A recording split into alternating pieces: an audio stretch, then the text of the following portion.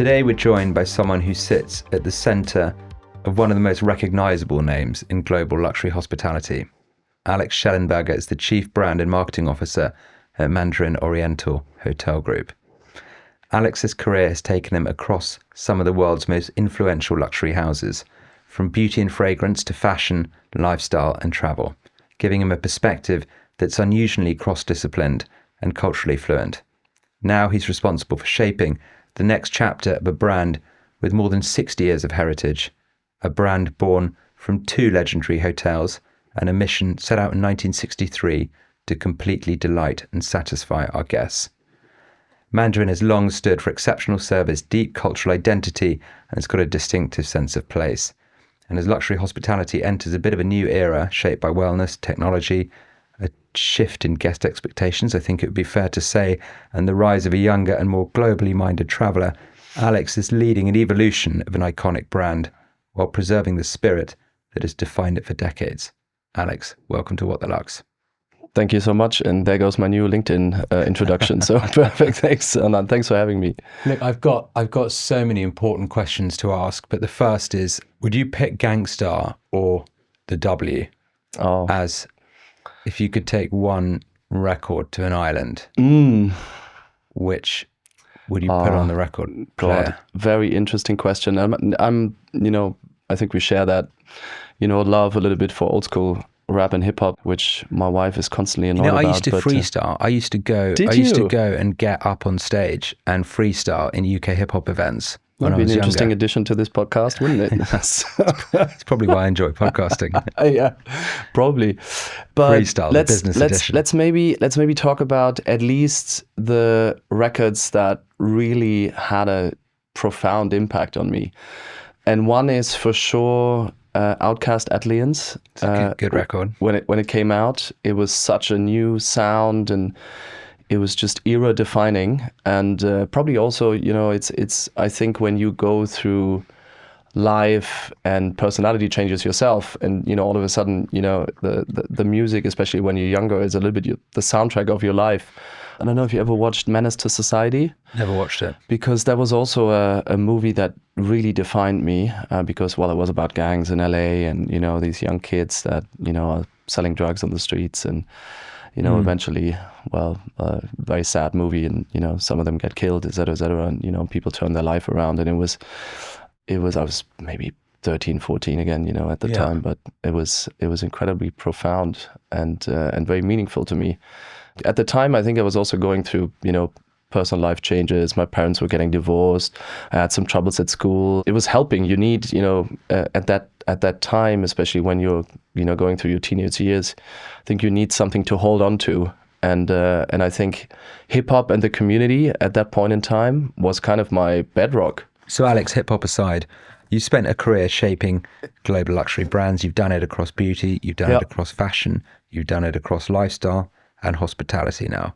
So what drew you to brand building? What's the journey? Yeah, interesting. I mean, I would love to say that, this has always been a dream of mine and now finally, I'm here, but I'll come back to that. I think it was a little bit different, obviously, as I think it is for everyone. But as I said, if I take a step back and, I must have been 14, going through, a little bit of a personal crisis with my parents, divorcing. And of course, at that age, this is kind of a disaster and, then not doing well at school. And then... Why did you not do well at school?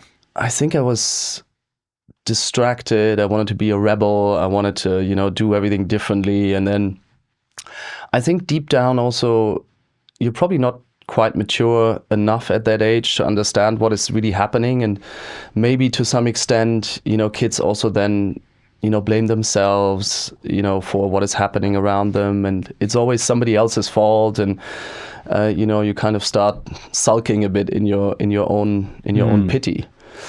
I think I carried the responsibility for my parents' sort of slightly failing marriage, actually. See, there you go. You carry a sort of weird... Yeah, you carry that weight. You carry all sorts of weird things when you're a kid that you don't really realize.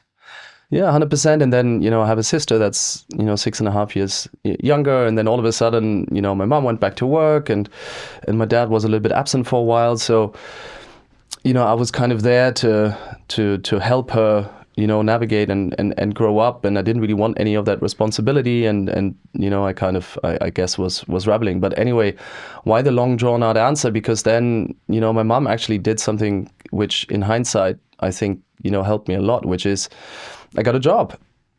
And I don't know, I must have been 14 or 15, which is legal in Germany. But I started stacking shelves in a local supermarket. And it kind of gave me a sense of responsibility and structure and discipline a little bit. And I did that for a while, and then eventually, started doing some summer jobs at like insurance companies where, I handed out, the internal mail and, things like that. And whereabouts? Where was this? That was in Germany and close to Frankfurt. Okay. And where we was living at the time. And I think that was kind of my first foray into, something that you could call, professional, career or job, and at least a sneak peek on what would be possible. And then I think I finally got my act together and, finished school, and then in Germany at the time, you had to choose to do either military service or social services. Yeah. And I could never, imagine myself going to the military. So, I opted in for social services, and you had to write this weird letter to the government on why you don't want to carry a gun and, fight for your country and stuff like that. So anyway, usually it gets accepted anyway. Yeah. So I did social services for a year and was volunteering in an institution that helps, the elderly and sometimes disabled people, to help them through their, daily struggles and, I don't know, wash them, make their food, go shopping, things like that. Together with certified nurses. And that, again, I think gave me a little bit of a different perspective for life, and for sure shows you a little bit of humility. A lot of these old people, unfortunately, were alone, abandoned by their families, or just had no one anymore because, their spouses had died, and, sometimes you were their only contact really that they had throughout the day. Quite interesting to get, because all of those old people would have gone through wartime. Absolutely. And to get lots of different perspectives that aren't just your family perspectives. Absolutely. About what that period must have been like. Presumably they shared many of those stories. Oh yeah, 100%. It must have been a fairly interesting and educational experience. Yeah, it was. It truly was. And on the one hand side, you're right. You of course form bonds with some more, with some less, but it really also teaches you a lot about the fragility of life, and how you should probably live your life to the fullest, and also about the importance of relationships in the end, because if you see these old people and a lot of them are old and have no friends and are left alone to their own devices almost, it was very sad. And also on the other hand side, working alongside all of these nurses that were doing an incredible job also gives you a great perspective on the people that are actually doing an incredibly hard job and are not necessarily getting paid very much for doing it. So anyway, I did this for a year, and then ultimately did an apprenticeship at Nestlé, big food company, of course, and that's kind of a vocational certificate where you spend half the time in school and half the time going through each and every single department of the company. And at the end you get a certificate, and it's 2.5 years kind of thing. And why I did that was I had kind of, maybe at the time a little bit of an idea of what I wanted to do in terms of, I wanted to reach something. I was ambitious, I was driven, but I didn't quite know what. And having the chance to go through different departments of that company, and getting a sneak peek into what it is that they actually do, because at the time I had no idea what you do in accounting, in key account management, in sales, in marketing, Well, I think it was very difficult to know what all these jobs were. Absolutely. An account manager, what do you know?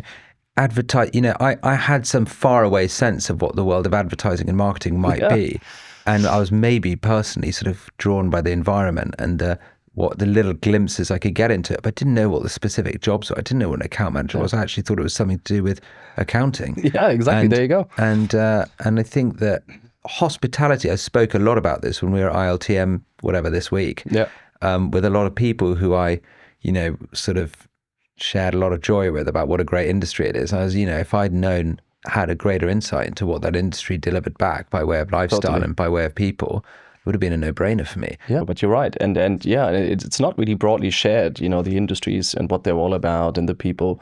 But yeah, we'll come back to that, I think, because the people are so incredibly important throughout your career. So I did that. And then, I guess the one thing that really stuck with me was you always spent like 2 or 3 months in in one of the departments. And marketing was the one that really stuck with me. I had a really inspiring supervisor at the time, eternally stressed, but it was really inspiring, and that kind of stuck with me. So then I finished, those studies, and at the time I met someone who had just finished his master's at Lancaster University. I would have never dreamed of, at the time, this was 2000 or 2001.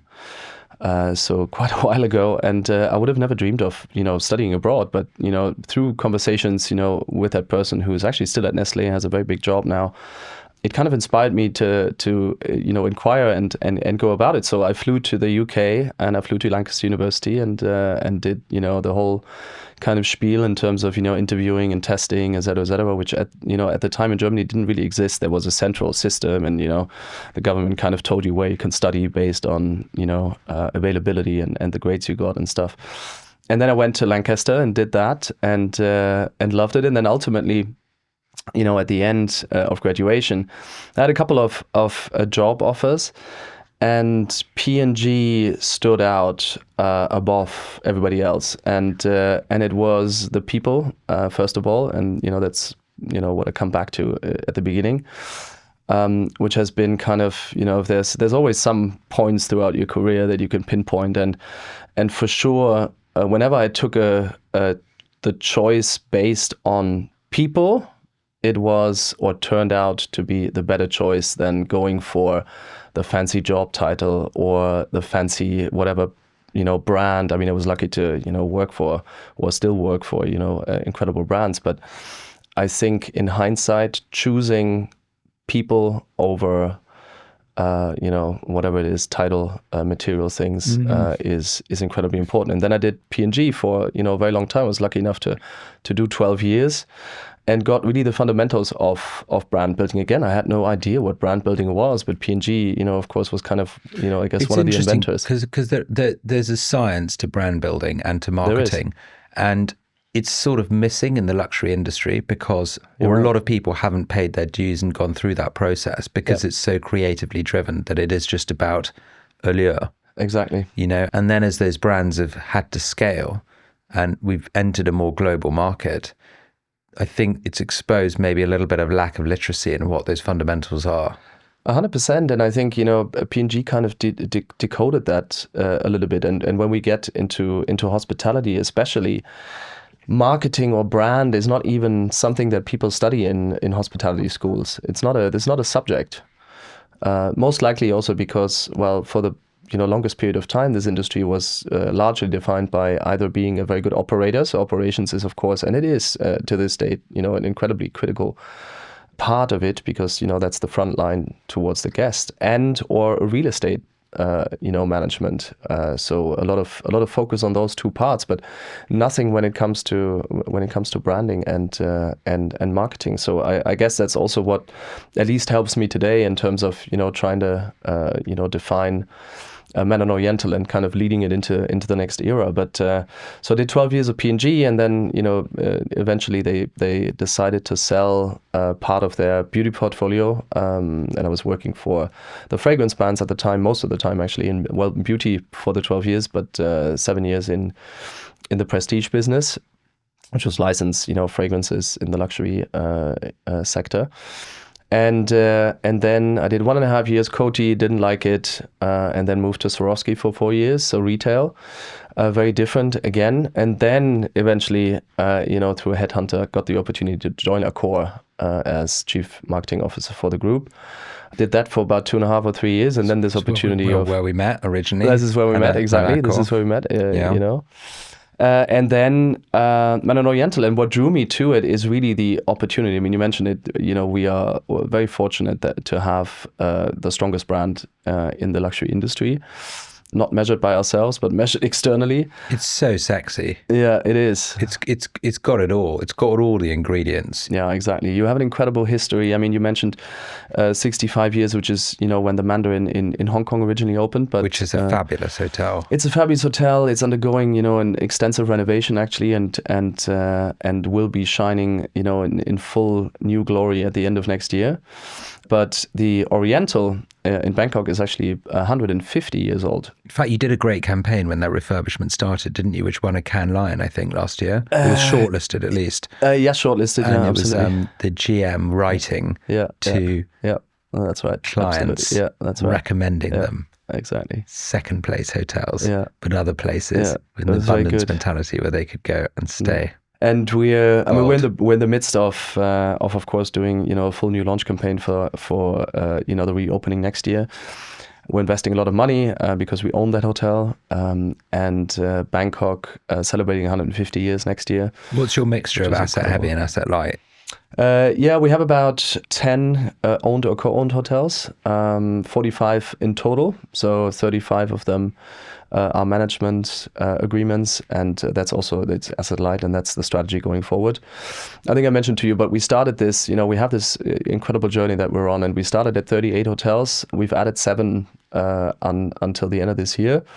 Basically, we just opened Vienna, which was number 45 a couple of days ago, last week actually, and have another 34 HMA signed. So, and our strategy was always to elevate the brand and double the portfolio when we started at 38. So we're on a good track to. What are the challenges with scale? I think the challenges, especially if you operate in this high luxury segment, is you don't want to lose yourself, right? You don't want to lose what makes Mandarin Oriental stand out, tall above the rest, which is, of course, the legendary service on the one hand side. And the other thing that I would mention is, this really truly human approach when you enter any Mandarin Oriental. And maybe last but not least, the very tailored and personalized way of engaging with our guests. And in fact, the way we have encapsulated our mission is to really turning guests into fans, to, really connect ourselves also with this iconic fan campaign that has been running for, 25, almost 26 years, since 2000. With Michelle Yeoh and David Tang at the very beginning, and Michelle Yeoh is still with us actually today as a celebrity fan, and that's just incredible. And David Tang of Shanghai Tang, exactly, fame. We used to work with Shanghai Tang after David's time, but he was a really a notable character, visionary, absolutely, a visionary. So can I just ask you? So you sort of worked at Hugo Boss and Coty and Swarovski and Accor. And it's a bit of a shift to go from retail to hospitality. Yeah. And I'm interested in the whole convergence of retail and hospitality anyway. It's a key theme at the moment. Anyway, what convinced you that it was the right moment to switch? Because it's a big sector shift. Yeah, it is. And in fact, it's not that I was necessarily desperately searching for, and I really want to get into hospitality. Like you said, I had absolutely no idea what hospitality really was all about. And in fact, I never thought it was possible to really shift. Yeah, it's, and I think that happened, it must have happened, just after COVID. 21, I believe, yeah. And it was more through a casual conversation with one of the headhunters that I've known for a very long time. And we were having a conversation about, what's going on and what's the latest. And she said, there is a very interesting role, but it keeps changing, and it was live for like a while, and they couldn't really find someone. And it might come back, and maybe it's something for you. And I never really thought anything about it. And then a couple of months later, she said, "Yeah, it's actually, it's live now. It's very clear, and they really want someone external. They really want someone that doesn't come from the hospitality industry." And I said, yeah, why not? Let's have a conversation. And this is how this whole thing kind of kickstarted. And then I met, a couple of people at Accor, including the CEO, that of course is still there, Sebastian. And it kind of felt like it's the right moment. And actually, at the time, which is important context, my wife and I, we knew that we're going to have a second child. At the time, actually, Swarovski offered me another role, which would have been to go to New York.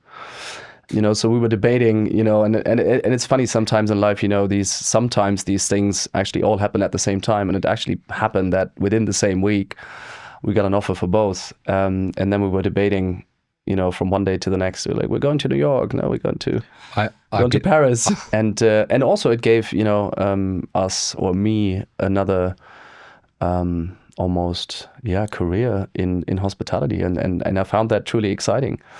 But I had absolutely no idea what I was gonna expect, so to speak. And then I actually started as not as CMO, but as SVP for brand. And the idea was to then, slowly but surely morph into transition into the CMO role, because my predecessor was about to leave in like 6 to 9 months time, and it was all agreed. And anyway, and I started the first day. And he calls me and he says, I'm actually leaving in 3 weeks. So that was my kind of cold shower into hospitality. So I had to, I guess, accelerate my learning and understanding of, the industry relatively quickly. And at the same time, while I was learning a little bit, the business and the operating model, et cetera, kind of get an understanding of how to run this, incredibly diverse portfolio, because it was about 46 brands, I believe, that we had to somehow manage and define a space for. What are the similarities and differences between branding tangible things and then service-led products? Oh, interesting. Yeah. And that was probably for me, I mean, of course, switching industries like that, a couple of I think, big aha moments. But one of them was for sure that there's a huge difference specifically versus, P&G and then, hospitality, because ultimately you have a little bit of that in retail. But the brand fundamentals, I think, are the constant throughout that you can apply in terms of, how do you manage a brand? How do you express it? How do you activate it? And what that means? How do you express the personality and the character? And, how does that come to life? But then, of course, in hospitality specifically, you have such an important critical element with operations and service delivery, which you have to an extent in retail as well, but not to this degree, because people, in a retail shop, they might walk in and you have, I don't know, maybe sort of a 5 to 10 minute, engagement and conversation with them. But, people in a hotel might stay on average, 2 to 3 days. You have hundreds of touch points together with them, and each and every single interaction can make or break, their stay and their experience and their memorability. And that's, of course, is a privilege, because it's an incredible opportunity, because guests are so receptive and stay with you. And, I don't know, of course, from rooms to all of the different restaurants and bars and spa and wellness and everything you have to offer. You have incredible engagement opportunities, but at the same time, it can break down any second. Yeah. And that for me at least was the big kind of aha point on how to, yes, it's important to be clear on, what your brand ultimately stands for. It's important what the personality of the brand is, important what the DNA is, it's important what the history is. But ultimately you need to then work hand in hand with operations, who are absolutely critical in bringing it to life, the front line, through the general managers, through the front office staff, through everyone on property, to, engage them on the mission, to make everybody understand what that truly means that you have created, and not, create like some sort of ethereal, really inspiring PowerPoint, but that you're not able to deliver it on the ground. I don't think that people spend enough money or time on internal brand activation. Absolutely. And we've moved into this very customer-centric / guest-centric world, and we forget the great pressure it puts on staff.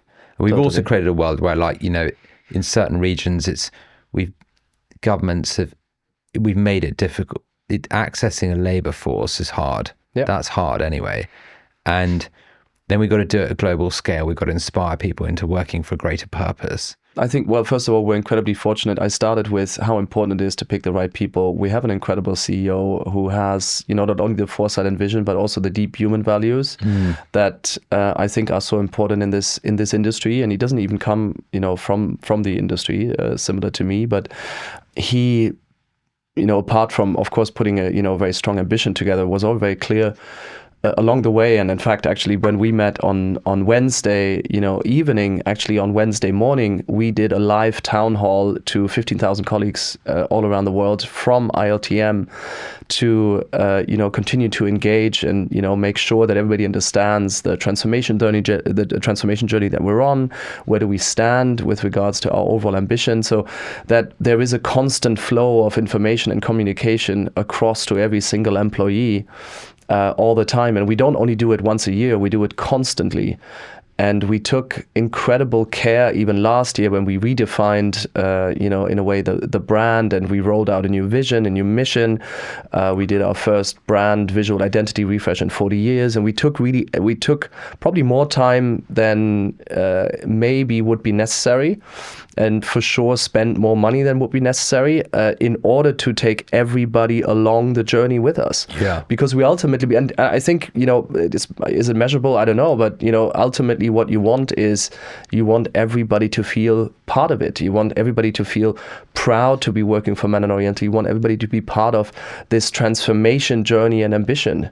Because the worst thing that can happen is you define a vision and a strategy on paper, and the only people that are executing it is kind of the C-suite, and the rest of the people are like just watching what is going on and are being dragged along, and that's not good. But I think it's interesting what you say about measurability as well, because there's almost two components in my mind, and people get very caught up on measurability and like how impactful the brand has been for the customer, and it's like you can't measure good taste. No. And you can't measure what it does when you take a leadership stance and pull the market with you to a new place. You can try and measure that, but it's a fool's errand. However, how you activate a brand internally and sequence behavior change, that needs to be gated, and that needs to happen over time, because if you try and hit people over the head with a PowerPoint and don't make them feel like their voices are heard and don't consider the behavioral strategy, then you just end up with words on a page on a PowerPoint gathering dust locked in a drawer. Exactly, and it will be a very short-term impact, right? I think the measurability probably comes through sustained, improved, consistent performance over time.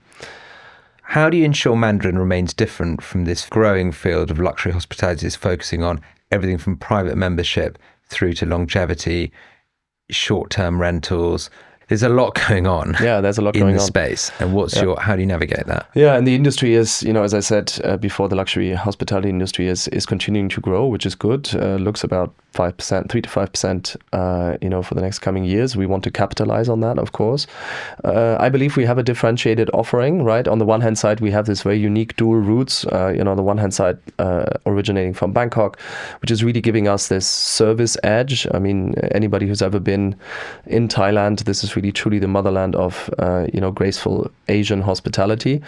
And we embody that, of course, as gracefully throughout all of our hotels, because that was literally the blueprint, as well as Hong Kong, which has the energy, the dynamism, and the, I would say, entrepreneurial spirit a little bit. So those two really guide us, going forward in order to differentiate ourselves. Then, of course, wellness is another critical component. You mentioned it. In 1993, in fact, in Bangkok was the first, the Mandarin Oriental Bangkok was the first to establish a wellness temple on the other side of the Chao Phraya River, which is to this date the experience. So if you want to go to the wellness and the fitness, you take a boat, which we operate, from one side of the river to the other side of the river. So it's part of the experience, and you get your massage, and you experience all of the different kind of wellness experiences on that side. And for us going forward, wellness, of course, will continue to be inspired on the one hand side by Eastern medicine, which I truly believe is fundamental to our DNA, as well as all the advancements that you can see in the medical sector. Right? But it's really having that balance on the one hand side with ancient traditions, traditional Chinese medicine, because ultimately we're an Asian brand, and at the same time, of course, not closing our eyes to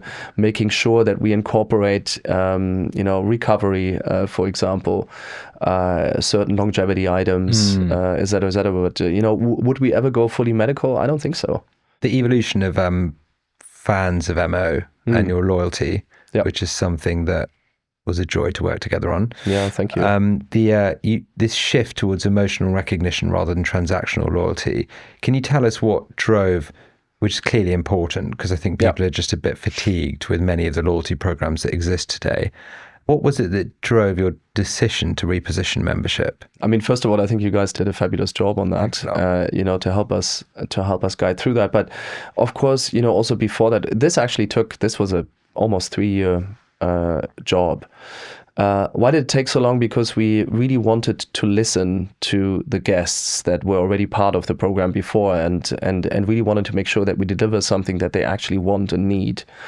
And what they wanted and needed was not another loyalty program where they collect points, which, I mean, don't get me wrong, they're very good, for the big chains, and they deliver really good commercial value. That's ultimately what it is.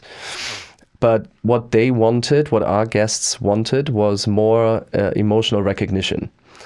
And not necessarily transactional program. That means, yes, you have tiers, of course. You have 4 different tiers, which are, of course, also based on how much money you spend and how much you engage with us overall throughout the lifetime. But it is much more based on perks and benefits throughout those tiers that you will receive. Sometimes those perks and benefits, might be surprise and kind of moments of delight as you stay with us, and others are very transparent in terms of, yes, you get a room upgrade as of a certain tier, you get certain other benefits that will delight you throughout your stay. But ultimately, what really drove it was the needs and the wants of the guests, and very profound research into that. I think that the power of just surprising people. Absolutely. The risk with loyalty is that you can actually commoditize everything else. Yeah. You can turn everything into something that feels transactional. Before you know it, you've actually undermined your own brand. Yeah. But it's just so simple when done well. But it's just turning loyalty into a gesture of hospitality and kindness and recognition that actually you're someone who enjoys being here and we enjoy having you. Yeah, and so, something that we speak a lot about is generosity. Luxury is also a lot about generosity. Totally. Yeah.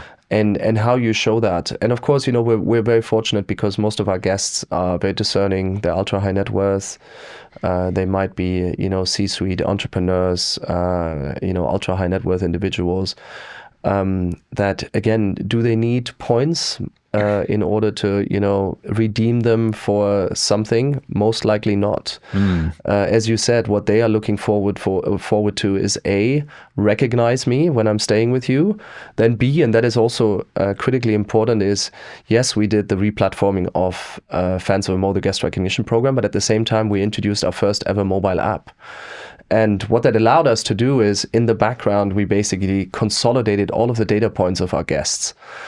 What happens, more often than not in the industry is you have all of these different softwares running in the background across your operations in terms of 7 rooms for, the restaurants, SpaSoft for the spa, you have your hotel management systems, across, et cetera. And what happened over time was none of these systems spoke to each other. Yeah. So you would have, Anand as maybe 5 different profiles, across the group. And so we took a lot of time and care to create a data lake and, with the help of AI, create one single profile of you as a customer. So all of your preferences, likes, behaviors, etc., are stored in one profile. It doesn't matter where you are in the world, on any property or any of our outlets and experiences. Yeah, it brings up an interesting thing actually that I'd like to talk to you about, which is AI. And you've commented recently on the use of AI in hospitality, and I find it quite contentious because I think that there are many incredibly useful use cases for AI, unsexy use cases. How you think about operations, supply chain management, food wastage. There are amazing startups like Winnow that actually, film and optimize menu and supply chain that people like Iberostar and, have used, and actually email hospitality have used as well. Amazing case studies for those sorts of things, and for cleansing data and helping, with integration issues. people, I think, desperately trying to find their next AI headline. You know, and I hate to say it, but I think a lot of it's bollocks. You know, I think the way is it's people in brands who actually know how AI is helping them, and it's not the stuff that makes headlines. It's not the easy stuff that makes headlines, especially not in hospitality. Yeah, maybe people are looking for, you know, the golden nugget that all of a sudden solves all their problems. That's probably not what's going to happen, right? I mean, we're of course, you know, we're using AI. Of course, we're, you know, have a program. Of course, we have use cases that we're now exploiting, and of course, I use AI as well as a very helpful tool, but more for, you know, administrative tasks, right? Yeah. Or helping me write something, or helping me, you know, rewrite something, or helping me to summarize very long documents, or, you know, things like that. Totally. Or, you know, helping me to organize, you know, things in my inbox. You know, helping me to find things in files that are related. I think, you know, this is... And creative. I mean, we actually worked with you to create an AI model for creative asset development, downstream stuff, you know. 100%. Content, you know, automation of content, automation of creative content, predictive AI. That's, of course, you know, interesting when it comes to CRM, right? Based on past behavior, you know, using predictive AI to kind of, you know, help you engage with customers in a more meaningful way, personalized messaging, which, you know, of course, it's, you know, doing it in automated AI generated way is going to help massive amounts of time. And of course, the technological advancement is going to be coming faster and faster now over the next. I think it will be interesting to see, you know, where we are in a year from now, or maybe 2 years from now, simply because, you know, we probably can't even fathom the capabilities and advancements that will come. I think it'll equip staff to do a better job. And I think at the end of the day, the hospitality industry has been beholden to a suite of incredibly bad tools. Yeah, 100%. It is like unbelievable. Yeah. Like no GM wants their staff to spend more time fiddling with a bad system instead of actually being on the front line dealing with their guests. And that's why they're in that industry. Even things like morning meetings for general managers, right? The morning meetings, you know, with the staff, you know, important arrivals, departures, et cetera, creating profiles, you know, of people that stay with you for the first time, like, you know, maybe even personalized amenities throughout your stay based on, you know, your social media profiles, et cetera. I think there's lots that AI can really help, but of course the service will continue to be delivered through human interaction. Alex, I'm frustrated that we're about to run out of time. I think we need to go Joe Rogan in the future and do 3-hour sessions. Absolutely. But I've got a couple of questions that relate to our luxury report that we will be publishing in the first quarter of next year. And we want to use this opportunity to ask you a couple of quick fire questions. They don't need to be long answers, just a snap response. How do you think the idea of value in your sector is changing? And what do you believe your customers will start valuing in the next few years by 2030? Interesting. I think, I mean, to us, value is continuing to be delivered through the services that we deliver. And ultimately the human, you know, interconnections that the front office staffs delivers. And, you know, if we are able to connecting back to our mission of turning guests into fans, that's all we want. What behaviors or expectations from the next generation of luxury clients feel most consequential for the future of your industry? Oh, interesting. And actually, there were quite a few topics on that at ILTM. You know, we spent in Cannes, for the listeners, you know, a couple of days at the biggest luxury travel market in the world that happens always in this week in Cannes. And there was quite a bit of talk about, you know, the next generation of luxury travelers that actually do have the money. There's happening, of course, a relatively big wealth transfer from one generation to the next. And interestingly, I think the gist was, going forward, we also need to make sure that we have what I would call high-low experiences. So as I said, I think the people have, you know, they have the money, they have the means in order to spend it, but they're very careful and considerate in how they're spending their money. And it doesn't mean that it's always, you know, for example, Michelin star dining, you know, on property, but they might stay, you know, at Mandarin Oriental Hong Kong or Mandarin Oriental Bangkok, or, you know, any of our other, you know, wonderful properties. But they at the same time then, you know, go out and have street food.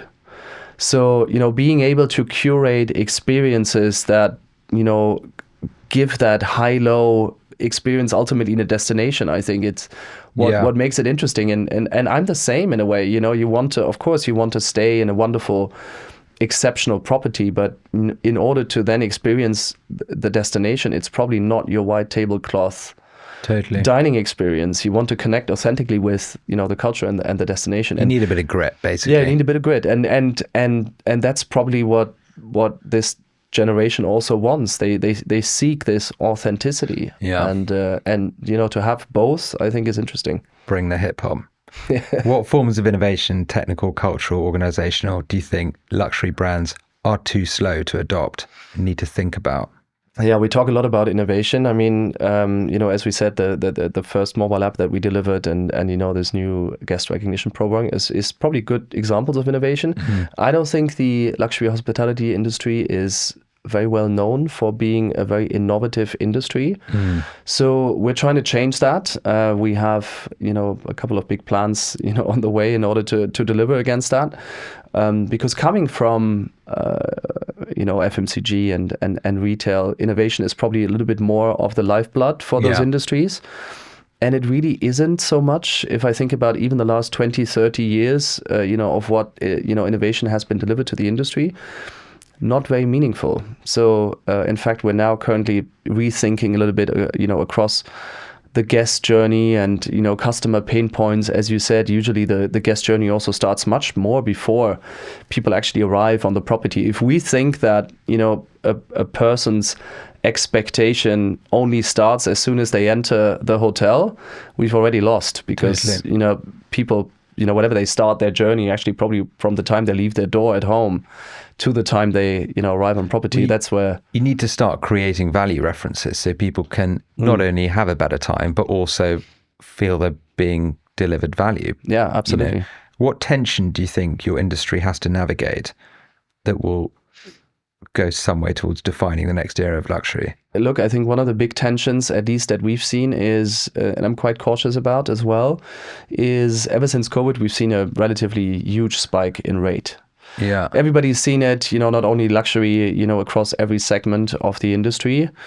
And I think we got to be careful that we still deliver the value that is connected to the rate, and that we don't run into, which I believe to an extent is why the luxury retail industry is suffering at this point in time.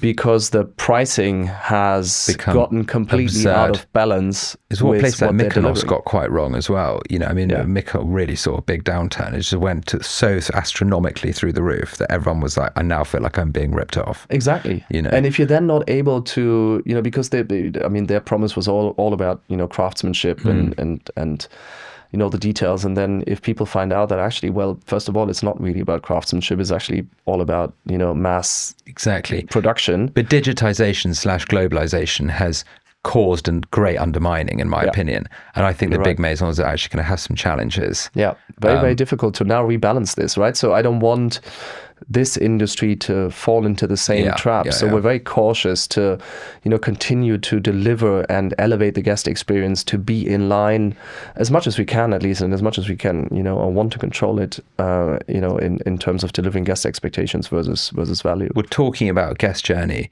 If you could redesign one part of the guest journey for the industry, where do you think we get it wrong?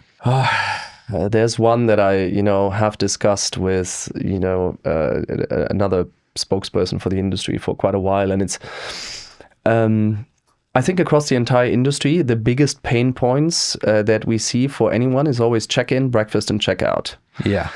And especially the check-in and check-out experience is absurd in many occasions. We try to already make it as, easy as possible. But, and these are not my words, but a friend of mine, always used to say, well, you check in all of these, fancy hotels, and, even if you prepaid or, it's an all expenses, paid trip, the first thing that they ask you to do is to put a hold on your credit card in an absurd amount of like 1,000 or 2,000 US dollars.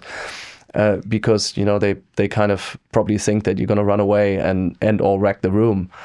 And So, which is already a kind of sign of, do we really trust this person? Creates a bad starting point for a creates relationship. It creates an emotional distance. I mean, it's become kind of, industry standard. So, everybody's doing it. But I think if I could change that, that's one of the things that I think nobody has gotten really right. Yeah.